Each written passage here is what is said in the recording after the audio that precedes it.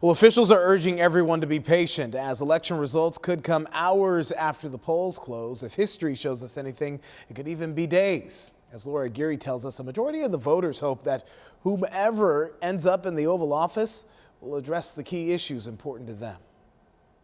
Women's reproductive rights. The economy, more than anything. Border's huge for me.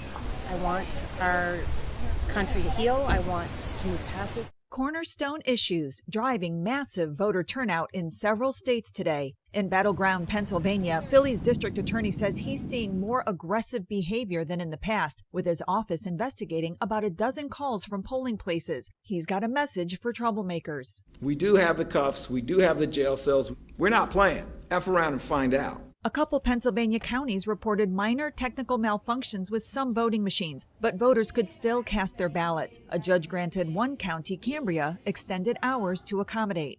I am completely confident in our ability to run the elections fairly, and all of our voters' ballots are going to be counted. Georgia had its share of phoned-in threats today. In one case, voting was briefly disrupted at 2 locations, bomb threats that were found to be non-credible. We identified the source and it was from Russia. They're up to no mischief, it seems, and they don't want us to have a smooth, fair, and accurate election.